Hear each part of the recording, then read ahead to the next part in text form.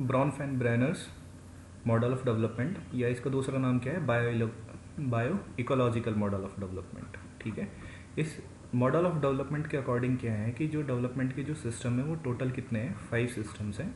तो जो पहला सिस्टम है वो क्या होता है, हमारा माइक्रो सिस्टम। इस माइक्रो सिस्टम में क्या होता है कि जो चाइल्ड है वो बिल्कुल सेंटर्ड में रहता है और यहीं से हमारा क्या होता है, डेवलपमेंट होता है इस डायरेक्शन में या सभी डायरेक्शन में। ठीक है, अब इस माइक्रो सिस्टम में कौन कौन लोग इन्वॉल्व होते हैं, जैसे कि पेरेंट्स और जो बच्चों को क्या करते हैं, केयर देते हैं। इसमें कौन कौन और इन्वॉल्व हो सकते हैं, जैसे बच्चे के पेरेंट्स, उसके अलावा ग्रैंड पेरेंट्स, ठीक, इसके अलावा जो इसके सिबलिंग्स हैं बच्चे के, और जो डे केयर हमारे पास सेंटर होते हैं, ये सभी चीज़ क्या है इसमें इन्वॉल्व होती हैं। अब ये जितने भी लोग हैं ये क्या करते हैं, अपना एक खुद का एक सिस्टम बनाते हैं, सभी क्या करते हैं, माइक्रो सिस्टम्स ये जनरेट करते हैं सभी अपने अपने ही। ठीक, तो ये माइक्रो सिस्टम होता है यहाँ पर। इसी के साथ अगर हम देखें नेक्स्ट जो सिस्टम होता है हमारा मीजो सिस्टम होता है। मीजो सिस्टम में जो बच्चे का डेवलपमेंट है उसको इफेक्ट कौन करता है, नेबरहुड, उसका स्कूल, उसके पीयर्स और उसके रिलीजियस इंस्टीट्यूशंस, ये क्या करते हैं, बच्चे के डेवलपमेंट को इफेक्ट करते हैं। अब बेसिकली मीजो सिस्टम है क्या, मीजो सिस्टम ये है कि जो सिस्टम्स यहाँ पर है, जो माइक्रो सिस्टम यहाँ पर है और जो माइक्रो सिस्टम यहाँ पर है, दोनों के बीच में क्या करता है, ये लिंकेज प्रोवाइड कराता है। ठीक, क्योंकि नेबरहुड क्या है, अपना एक सिस्टम जनरेट कर रहा है, स्कूल्स भी अपने एक सिस्टम जनरेट कर रहे हैं, पीयर्स भी और रिलीजियस इंस्टीट्यूशंस भी क्या कर रहे हैं, अपना एक सिस्टम ये जनरेट कर रहे हैं। तो मीजो सिस्टम क्या करता है कि दोनों के बीच में एक लिंकेज प्रोवाइड कराता है, एक रिलेशनशिप प्रोवाइड कराता है। कैसे, अगर हम इसका एग्जांपल देखें कि बच्चा इस बार यहाँ पर क्या है कि स्कूल में होता है, स्कूल में क्या होती है, पेरेंट्स टीचर मीटिंग होगी, तो यहाँ से क्या होगा कि इस सिस्टम से, माइक्रो सिस्टम से क्या होंगे, पेरेंट्स जाएंगे कहाँ पर, इस सिस्टम में जहाँ पर क्या है, स्कूल अवेलेबल है। तो यहाँ से इनको क्या मिलेगा, बच्चे को पॉजिटिव रिस्पॉन्स या नेगेटिव रिस्पॉन्स मिलेगा अपने बच्चे के डेवलपमेंट के बारे में। ठीक है, तो ये क्या हो गया, दोनों के बीच में इंटरेक्शन हो गया। इसी के साथ एक चीज ये भी हो सकती है कि अगर इस सिस्टम में क्या है कि पेरेंट्स में क्या है कि मैरिटल डिस्प्यूट्स चल रहे हैं, तो पॉसिबिलिटी क्या है कि जो बच्चे हैं वो इस सिस्टम से अलग हो जाएं।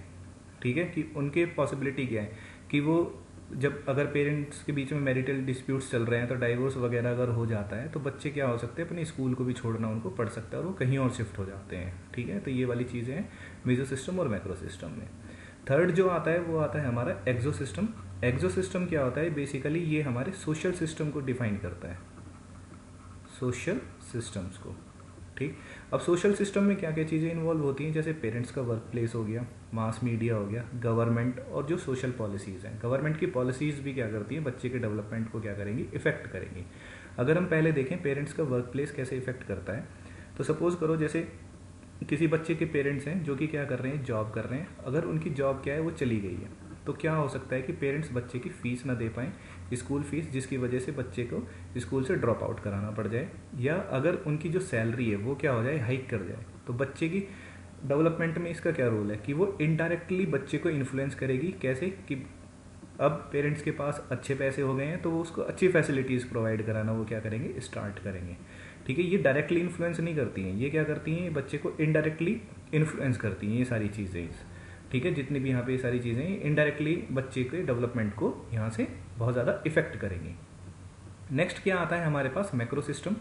मैक्रो सिस्टम में क्या होता है कि ये हमारा सबसे लार्जेस्ट कल्चर सिस्टम होता है। यहाँ पे सारी चीज़ें इन्वॉल्व हो जाती हैं, जैसे हिस्टोरिकल इवेंट्स, ये भी क्या करती हैं, बच्चे के डेवलपमेंट को इफेक्ट करती हैं। कैसे इफेक्ट करेंगी, जैसे हिस्टोरिकल इवेंट्स में देखें कि भाई इतिहास में क्या हुआ था, अगर उनको हिस्ट्री जो है वो अच्छे से ठीक है पढ़ाई जाएगी तो उनका जो एस्पेक्ट है, जो भी सोचने का जो तरीका है लोगों के लिए, वो क्या रहेगा, वो अलग वे में रहेगा। अगर उनको हिस्ट्री क्या है तोड़ मरोड़ के बिल्कुल पढ़ाई जाएगी, ठीक है, या किसी एक रिलीजन के अगेंस्ट उनको पढ़ाया जाएगा, एक रिलीजन्स के फेवर में उनको पढ़ाया जाएगा, तो उनसे भी उनका।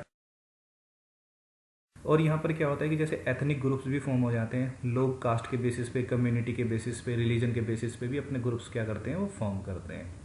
ठीक, तो ये सारी चीज़ें भी क्या होती हैं, ये बच्चे के डेवलपमेंट को क्या करती हैं, इफेक्ट करती हैं बहुत ज़्यादा। लास्ट जो सिस्टम होता है वो होता है हमारा क्या, क्रोनो सिस्टम। क्रोनो मीन्स होता है टाइम। टाइम, इस क्रोनो सिस्टम में हमें ये पता पड़ता है कि जो भी हमारी सोसाइटी है या जो भी हमारे पास क्या है, बच्चा है, ठीक है, तो टाइम के साथ उसमें क्या क्या चेंजेस आए हैं सोसाइटी में और बच्चे में, या किसी भी चीज़ में अगर हम फाइंड आउट करना चाहें तो विद रेस्पेक्ट टू टाइम हम फाइंड आउट करेंगे कि उसमें क्या क्या चीज़ें चेंज हुई हैं। ठीक, अब उन चेंजेस को मेजर करने के लिए हमारे पास क्या होनी चाहिए, अच्छी टेक्नोलॉजी होनी चाहिए। ठीक, अगर हम बच्चे को क्या करें कि अगर हम बच्चे में देखें कि हाँ भाई इसकी शेप में या इसके साइज में या इसके फेशियल एक्सप्रेशंस में या इसके फेस स्ट्रक्चर में कोई भी चेंजेस आए हैं, तो हम क्या करेंगे, डेली या तो उसकी वीडियो रिकॉर्ड करें या डेली कैमरे के हेल्प से उसकी डेली फोटोज़ क्लिक करें, तो हमें उसका पता पड़ सकता है। लेकिन उसके लिए क्या होनी चाहिए, हमारे पास अच्छी टेक्नोलॉजी होनी चाहिए। अब जो क्रोनो सिस्टम है वो इन सभी सिस्टम्स के रेस्पेक्ट में क्या करता है कि वो इस तरह से मूव करता है ऊपर की डायरेक्शन में, ये क्या हो गया, टाइम। ठीक है, तो ये हमारे 5 सिस्टम होते हैं bio ecological model of development के। ठीक, आई होप आपको ये चीज़ें क्लियर हुई होंगी। Thank you.